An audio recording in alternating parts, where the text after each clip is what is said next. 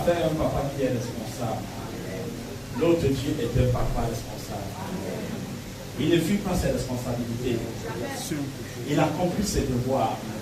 Et même qu'il les accomplit avec bienveillance. Dans la perfection. Sans correction. Alléluia. Tout ce que Dieu fait, on a dit qu'il les aide. C'est bon. Applaudissons très fort pour nous. Dans sa bonté et dans sa responsabilité ce matin, le Seigneur veut nous faire entendre sa voix. Il veut nous faire entendre les choses d'en haut, les choses qui nous conduisent au ciel, qui nous conduisent à la bénédiction. Alléluia. Et ce matin, le Seigneur a choisi un canal puissant. Vous allez voir vous-même. Le Seigneur a choisi le pasteur Sylvain.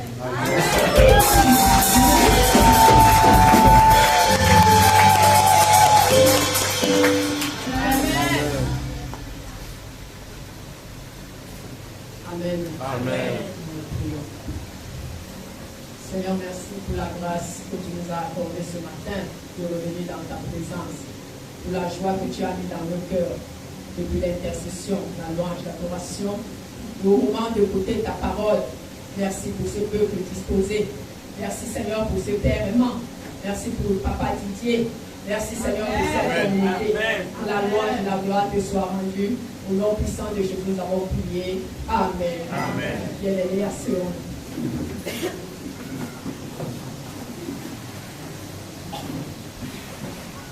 Alléluia. Amen. Bien-aimés, nous sommes dans la joie ce matin encore. De toutes les façons, chaque fois que nous venons dans la présence de Dieu, nous sommes dans la joie. Amen. Amen. Mais il y a des moments où c'est débordant, comme ce jour. Alléluia. Amen. Depuis la prière, les prières d'intercession, en passant par l'introduction, la louange, même ceux qui avaient oublié ou n'avaient pas l'idée ont compris qu'aujourd'hui, au travers de plusieurs nations, on fête la fête des pères. Alléluia. Amen. Les gens sont dans la joie de célébrer, de glorifier le fait qu'un jour, quelqu'un les a engendrés, quelqu'un les a permis d'être dans ce monde. Bien-aimé, le monde a pris cette date, 3e dimanche du 6e mois, pour faire de ce jour, ce dimanche, la fête des pères. Partout, ce n'est pas toujours la même date, mais quand nous essayons de rentrer dans l'historique, bien aimé, plusieurs nations célèbrent la fête des pères. Un père, c'est celui qui a engendré. Que cela soit dans la chair ou dans le royaume de Dieu, ou même qui a réussi à faire les deux, c'est un père. Alléluia.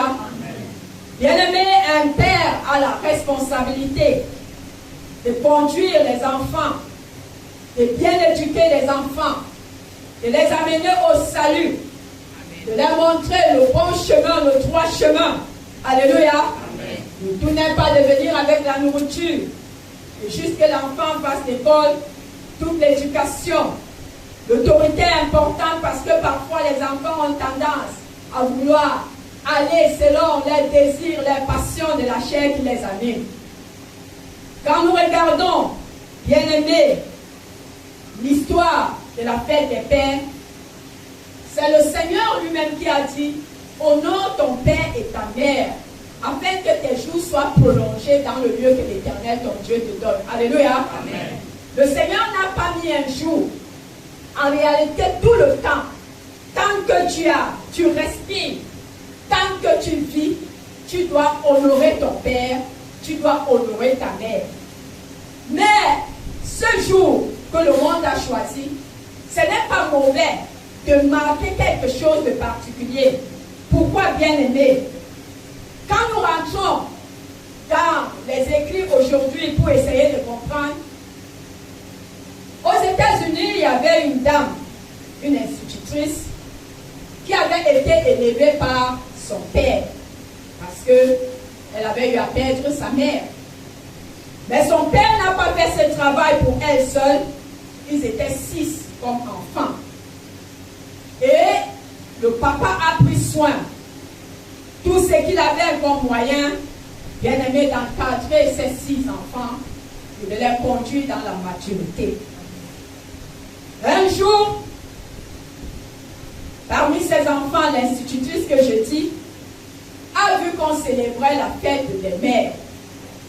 Elle a regardé son papa, qui avait joué le rôle de père, qui avait joué le rôle de la mère, mais qui ne pouvait pas s'élever au moment où on parlait des mères, parce qu'on regarde les femmes, et qui s'est dit, est-ce qu'il n'y a pas quelque chose qui manque quelque part? Bien aimé, si elle était bien fondée dans les Saintes Écritures, elle aurait compris que le Seigneur avait déjà mis pour tout le monde, le père et la maman. Alléluia. Honore ton père et ta mère. Mais comme le monde avait fait une scission, en prenant simplement la fête des mères, cette femme s'est levée et elle a dit que ça ne doit pas être ainsi. Cette femme a commencé dans la contrée où elle était, bouche, oreille, sensibilisation aux États-Unis, et l'idée a pris l'ampleur. Le témoignage a marqué les esprits. Bien aimé, à un moment donné, c'était devenu aux États-Unis une fête nationale, de manière que cette journée a été marquée jusqu'à ce jour. Alléluia. Amen. Mais c'était aux États-Unis, les autres pays aussi. Il fallait que cela suive son chemin. En France, comme le monde est monde, eux, ils ont choisi ça d'une autre façon pour que cela marque les esprits. Au mois de juin, où la fête se célébrait, bien aimé, il y avait une entreprise qui vendait les briquets. Et au mois de juin, ça ne passait pas, c'était la période morte. Qu'est-ce qu'on va faire en juin? C'est la fête des pères aux États-Unis et certains pays qui ont pris. Alors, l'entrepreneur a une idée. Il a sorti un slogan. Nos pères nous l'ont dit, offrons-leur tous un flaminaire. Ça veut dire le briquet. Au mois de juin. C'était son cadeau. Ça a pompé les esprits, la publicité. Vous savez que quand vous suivez trop la publicité, même vous voulez, vous ne voulez pas, il faut vous trouver dedans. Quand vous êtes dans un taxi, quand on les met un chant tous les jours, même si ce n'est pas un chant chrétien, à un moment donné à la maison, tu te trouves en train de nous mimer. Alléluia. Amen. La publicité a pris, tout le monde a commencé à acheter le briquet. Et comme c'était la période des fêtes des pères, ça a aussi pris l'ampleur. Alléluia. Amen. Bien aimé, mais nous marquons aussi ce moment pour dire, nous n'allons pas pour la vente des briquets, mais nous voulons que le monde comprenne que pendant que nous avons les pères qui nous ont engendrés, il y a d'abord le Père des pères. Alléluia. Amen. Le Dieu tout-puissant. Amen. Le Dieu vivant. Amen. Quand tu regardes à ce Dieu, alors, avec amour, tu vas embrasser ton Père. Amen. Tu vas embrasser ta mère. Alléluia. C'est pour cela que ces occasions que le monde met au-devant de nous, tu ne dois pas dire que tu suis comme la fête, tu fais comme les païens. Non, nous choisissons aussi pour témoigner, pour évangéliser et pour connecter les gens à Christ. Amen. Et quand nous les connectons à Christ, nous attirons la pensée des enfants et des parents pour dire le fait n'est pas d'engendrer, de donner des enfants, de les multiplier partout, de faire comme il faut, comme nous pensons, mais de regarder dans les Saintes Écritures, quand on est père, qu'est-ce que le Seigneur attend de nous? Quand on est enfant, qu'est-ce que le Seigneur attend de nous? Lui-même qui est Dieu, qu'est-ce qu'il attend de nous? Et le message ou le thème que nous avons choisi ce matin, c'est le bon berger, une faveur qui conduit à la gloire. Le bon berger, une faveur qui conduit à la gloire. Le bon berger, une faveur qui conduit à la gloire. Les exemples que le Seigneur va nous donner pour le bon berger, c'est au travers de l'histoire de David que nous allons les tirer ce matin dans 1 Samuel, chapitre 30, versets 3 à 10 et 22 à 25. 1 Samuel, chapitre 30, versets 3 à 10 et versets 22 à 25. Nous lisons la parole de Dieu. 1 Samuel chapitre 30, versets 3 à 10. 3. David et ses gens arrivèrent à la ville. Et voici, elle était brûlée. Et leurs femmes, leurs fils et leurs filles étaient amenés captifs.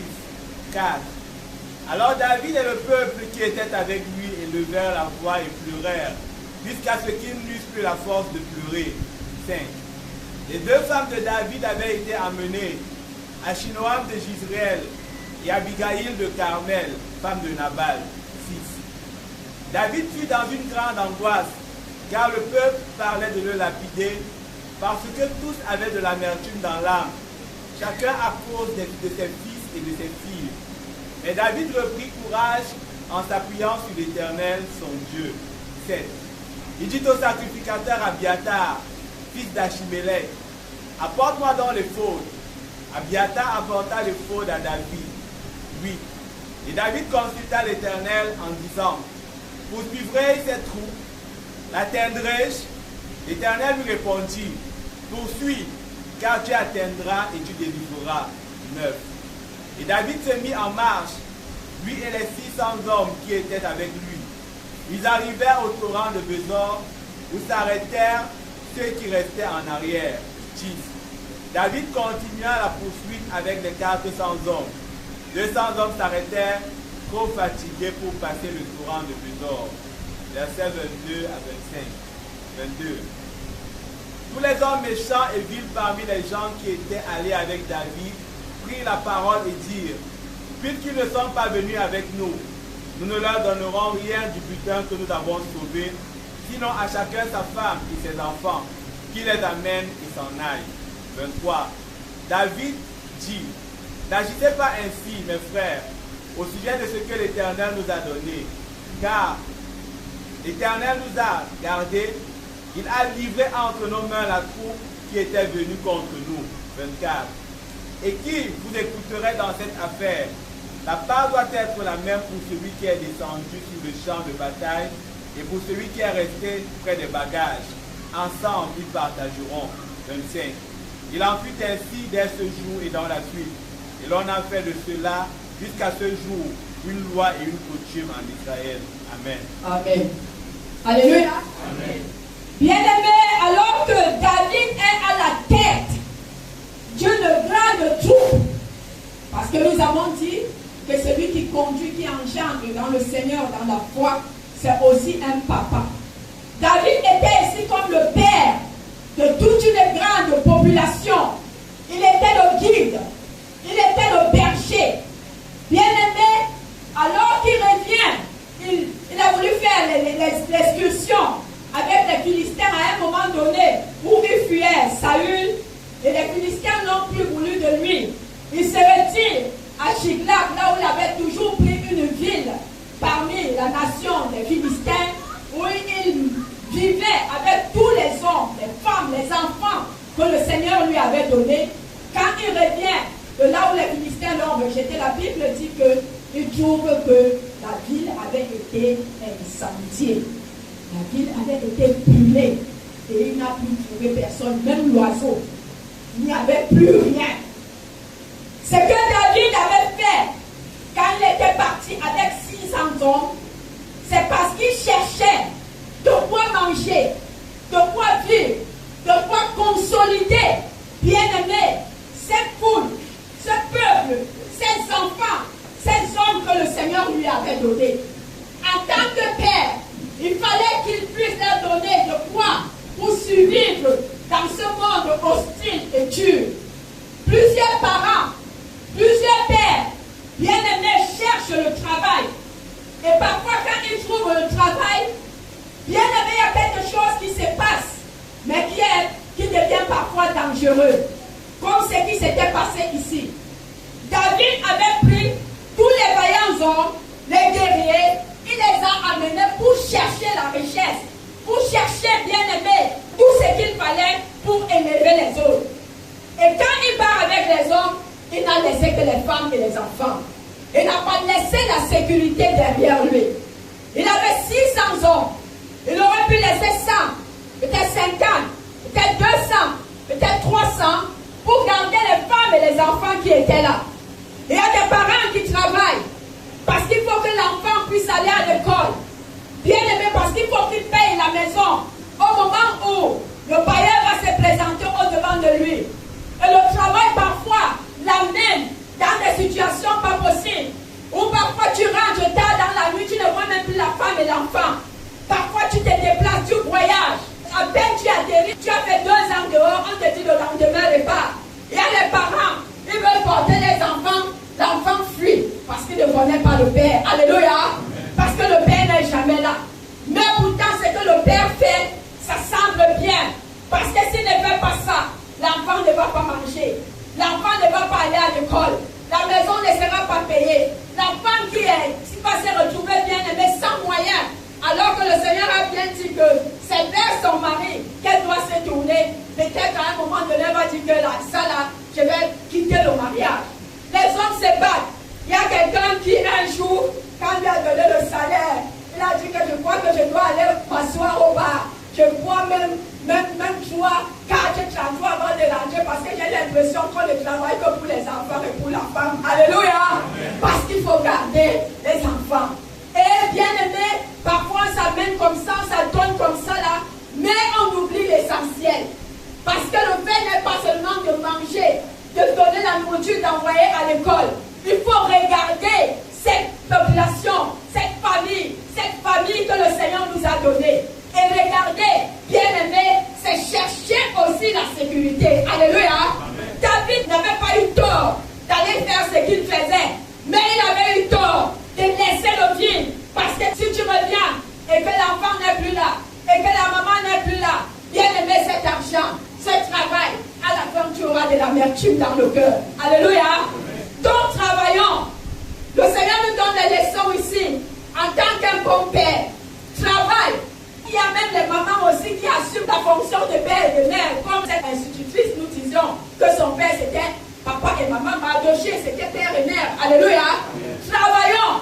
Mais pendant que nous travaillons, ne perdons pas de vue que c'est pour que l'enfant soit bien éduqué et c'est pour son salut. Bien aimé, que nous regardons toutes les portes.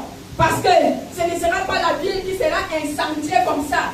Mais tu vas te retrouver que ton enfant est dans la dépravation. Ton enfant est devenu alcoolique. Ton enfant n'est même plus là. Ton enfant porte les cahiers, mais en réalité ne va même pas à l'école. Parce que comme tu n'as plus, ton autorité n'arrive pas à être mise en place parce que tu es absent. Bien aimé, l'enfant commence à faire ce que l'ennemi met au-devant de lui. Alléluia. Amen. Le Seigneur, par cette parole, interpelle les parents aujourd'hui. Parce que beaucoup pensent que quand ils viennent poser l'argent sur la table, ils te manquent quoi? Il y a des femmes dehors qui n'ont pas cette chance-là, ça ne suffit pas. Il faut aussi cette présence. Il faut aussi cette sécurité. Il faut aussi cette affection. Il faut aussi cet amour. Alléluia. Amen. La Bible dit que ce peuple a été touché. David a pleuré et avec tout ce qui était avec lui.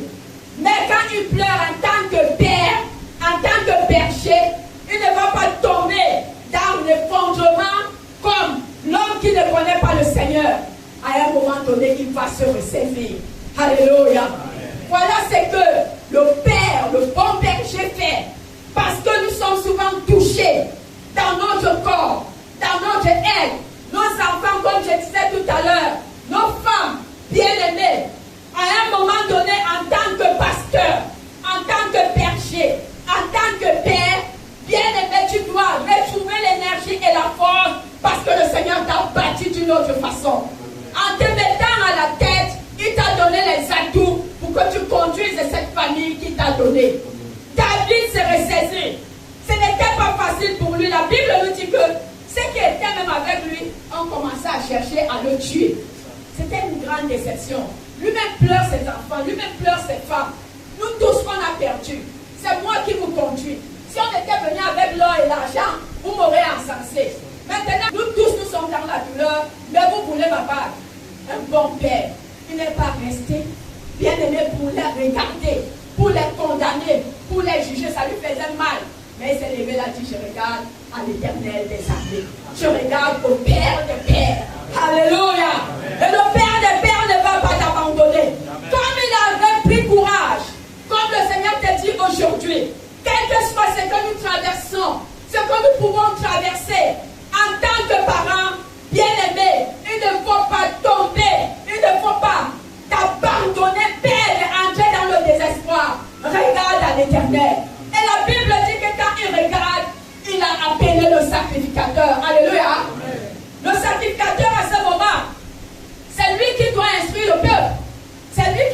édifier le peuple. Alléluia.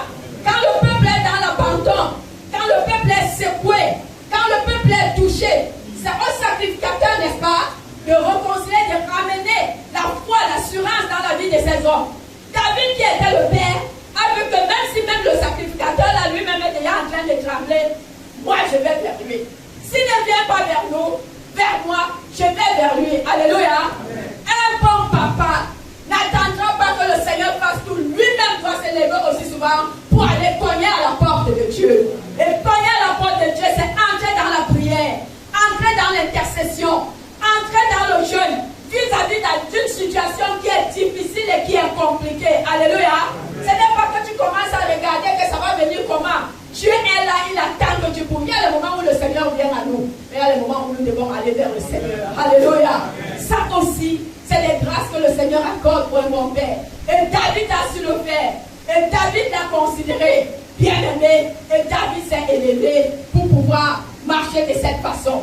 Aujourd'hui, nous sommes dans cette communauté. Nous avons appris à prier, à jeûner. Bien-aimé, comme je rappelais vendredi, qu'il y a des moments ici où chaque mois, nous prenons le temps pour faire une nuit de prière et que ça ne va pas être oublié. Pendant le temps de la maman ici, avant qu'elle ne parte, ce programme avait peut-être, c'était pas pour toute l'église, il y avait certaines personnes. On avait entrepris de le faire. Mais c'est parce que ce chemin nous a été montré. Bien aimé, c'est parce que l'implantation a été faite. Si, il y a le temps où Dieu vient à vous, mais il y a le temps où il faut aussi prendre pour regarder à l'éternel. Alléluia. Nous le faisons. Parce que comme David a initié, David a montré, nos parents aussi ici nous ont montré le chemin. Le père est ici, assis aujourd'hui. Je vous ai dit que moi j'ai cru depuis. Je ne sais combien de fois il y avait des moments ici, comme j'ai été à l'église, depuis, je veux dire que quand j'ai cru, je n'ai pas traîné pour que je vienne habiter ici. Il y a un moment où les hommes organisaient le programme, alléluia. Il se mettait là, c'est lui qui fait la louange. Tu regardes le père en train de faire la louange, de faire l'adoration. Alléluia. Moi, on dit que la voix là sort comment. Il a fait la louange. Je restais souvent là-bas en haut. Il y a des hommes qui entendent, c'est lui-même qui regarde encore. Je dis, papa, il dit que oui, mais ce n'est pas que c'est par rapport au dégamage. Alléluia. Mais il prenait le temps de jeûner, de prier. Et c'était des programmes permanents jusqu'à ce que l'église soit consolidée. Et aujourd'hui, on est assis. On ne maîtrise pas l'histoire, mais l'histoire vient de il y a beaucoup de choses. On n'est pas assis que parce qu'on est sorti de nulle part. C'est parce qu'il a bâti comme David est bâti. Alléluia. Alléluia. Et il a bâti avec la maman à côté qui bousculait et qui se levait aussi. Et aujourd'hui, je peux me lever pour danser. Nous pouvons nous lever pour prier, intercéder comme nous avons vu la sœur Lynn. Introduire le culte, présider, comme nous avons vu le frère Raphaël, parce que c'est des choses qui ont été faites. Vous devez partir, cogner, vous tourner vers le Seigneur. La Bible dit que, bien aimé, Dieu a apprécié, Dieu a aimé cette démarche de David. Parce que comme il est venu au Seigneur, et qu'il a prié, et qu'il a intercédé, lui il a demandé au Seigneur, est-ce que je dois aller poursuivre ces gens? David ne savait pas si ces gens étaient encore vivants. Il ne savait pas s'il pouvait encore récupérer un ou deux bien-aimés de tout ce qu'on avait amené. C'est ça dans la prière. Est-ce que je peux aller? Est-ce que je veux poursuivre? Le Seigneur dit que pars, tu poursuis et tu vas délivrer. Alléluia. L'enfant aujourd'hui qui est déréglé dans la maison n'est pas encore mort. Alléluia. Tu vas récupérer et tu vas délivrer. Alléluia. Bien-aimé, ta femme qui te boude aujourd'hui, c'est rien. Tu vas combattre et tu vas récupérer. Alléluia.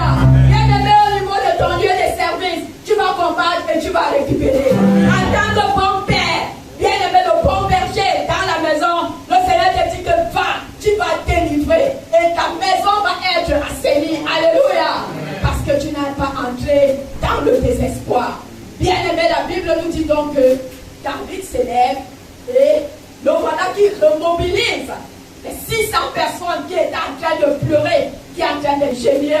Et les voilà sur le chemin pour aller reconquérir ce qui avait été arraché. Mais 600, il y a d'abord 200 qui vont rester. Pas parce qu'il n'y avait plus d'énergie. Ils étaient d'abord venus de quelque part et au moment d'avancer, ils n'ont plus la force. David avance encore avec 400. Sur les 400, il y a encore 200 et il se retrouve avec 2 ans. Alléluia. Le bon père connaît les capacités de ses enfants. Il ne demande pas à tous la même façon, la même chose.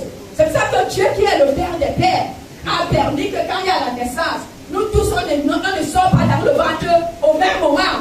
Alléluia. Il y a l'aîné, après il y a l'autre, après il y a l'autre, il y a l'autre. Même quand il y a les jumeaux, bien aimé, il y a d'abord un qui sort avant que l'autre sorte. Même quand il y a les triplés, bien aimé, chacun sort en son temps. Et le Seigneur a ainsi donné les capacités. Donc ce n'est pas que comme on est ici à l'église, on attend à ce que tout ce que celui qu'on est fait, que toute l'église le fasse. Tout ce que, bien aimé, c'est qui joue aux instruments. Comme l'autre joue bien au piano, il joue aussi à la batterie ici, que tout le monde non. Bien aimé, le Seigneur a donné des capacités qui ne sont pas pareilles. Mais il a donné quand même à chacun. Amen. Parce que ces hommes ont d'abord marché avant de se fatiguer. Ta vie n'est pas commencée que tu vas seulement t'élever. Si tu ne t'élèves pas, vraiment nous tous on reste là. Un bon père dans la maison où tu as des enfants, bien aimé que tu encadres. Tu sais que celui-ci a besoin plus de toi aujourd'hui que l'autre. Ce n'est pas que tu vas maintenant forcer parce que l'autre va bouder. Toi qui es un bon père, bien aimé, tu connais, tu vois et tu sais ce qu'elle approche. Il faut faire parce que tu es connecté au Seigneur. Alléluia. Il les a laissés et il a avancé avec les 200. Bien aimé, avec les 200, il a eu la victoire. Amen. Alléluia. Amen. Avec la victoire, il a ramené tout ce que l'ennemi avait ravi, l'année de faveur et de gloire. Alléluia. Amen. Le Seigneur lui a donné la grâce de ramener tout ce que l'ennemi pensait ravir. Bien aimé, ta santé, ta paix, comme je disais dans la vie de tes enfants, le Seigneur permet aux parents de reconquérir et de récupérer tout cela. Mais regardons alors, il est parti avec 200, n'est-ce pas? Amen. La Bible nous dit que quand il revient avec le butin, c'est lui qui a remobilisé les gens. Nous sommes au verset 22. Tous les hommes méchants et vils, parmi les gens qui étaient allés avec David, prirent la parole et dit, il ne laisse plus David commander maintenant. Comme ils sont ramenés le butin, ils ont leurs femmes, ils ont leurs enfants, ils se retrouvent encore complets et robustes. C'est eux qui prennent les devants. Mais ça veut dire que David a eu la victoire. Alléluia. Il arrive souvent à l'église, nous nous marchons. Il y a des hommes méchants. Il y a des hommes vils. Alléluia. Mais le Seigneur permet que chacun joue sa partition. Mais en tant que père, nous devons savoir recadrer les choses. On ne va pas laisser la méchanceté prendre le dessus. On ne va pas prendre que quand on est vil, on vient. C'est ça qu'on laisse planer dans l'église. Alléluia. Comme il avait su gérer avec ceux qui étaient fatigués. Ils étaient 400, n'est-ce pas? 200 et 200. Il a aussi su gérer avec les autres. Même là, David n'a pas commencé avec le commandement. C'est moi le roi, ou bien c'est moi le chef. Il les a pris doucement. Comment pensez-vous que Dieu va vous comprendre cela? Comment pensez-vous que le monde va appréhender cela? Que nous sommes partis à la victoire, nous sommes partis, nous avons ramené la victoire, et on veut les écarter les autres. Il dit, donnez-les seulement leurs femmes et les enfants, ça suffit qu'ils s'en aillent. C'est comme si même il faut même qu'ils quittent la contrée, la ville, là où ils sont ensemble. Qui va comprendre ce qu'on est en train de faire? Le Seigneur nous a donné une grande victoire. Alléluia. Mais pendant que tu chantes ici, tu danses, tu prêches, tu ne sais pas les gens qui intercèdent dans le secret. David a dit qu'il y avait des gens qui gardaient les bagages. Alléluia. Tu ne sais pas celui qui pense à toi. Tu ne sais pas ce que nous faisons parce que dans l'œuvre de Dieu, il y a beaucoup de choses à faire. Mais qu'on ne voit pas toujours, on voit beaucoup les gens qui se tiennent devant. On voit très peu ceux qui œuvrent en bas. Alléluia. Mais un bon père, lui, connaît discerner tout cela. Alléluia. Et il les a ramenés avec amour. Il n'est pas entré dans leur violence parce que c'est des tacts aussi. Dans la sagesse et dans l'intelligence.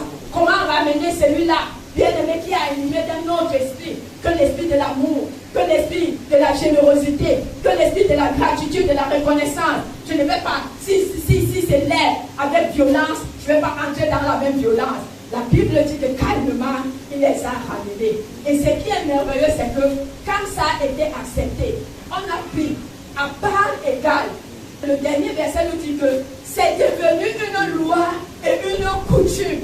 Année après année, que dès qu'on a la victoire, c'est la même chose pour tout le monde. Alléluia. Nous voici aujourd'hui. On est dans la fête des pères. C'est devenu une coutume. Alléluia. Pas une loi pour nous parce que la véritable loi vient de l'Éternel. Mais c'est devenu une coutume que nous allons faire encore. Alléluia.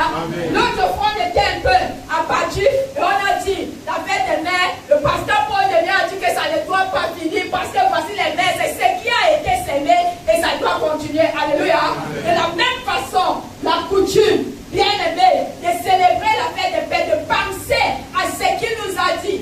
Voici le Père a payé l'école à plusieurs enfants, année après année. Aujourd'hui, les gens ont pris le relais ici. Parce que chaque rentrée, il y a des gens qui m'approchent. L'autre fois, même Armel est entré dans la danse, il m'a donné une grosse somme pour que je puisse, bien aimé, donner à ceux qui étaient dans le besoin à l'église. Alléluia. C'est ce qu'il a semé, c'est devenu une coutume. Que les gens se lèvent et regardent aux enfants et regardent aux dieux devenus et disent que nous tous on doit prier de la même façon. Amen. C'est ça le travail de mon Père. Alléluia.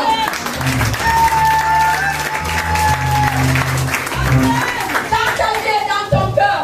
Et comme c'est devenu une coutume, nous sommes dans la joie de penser que ce qui a été fait c'est une bonne chose. Bien aimé, ça rentre dans la parole de Dieu.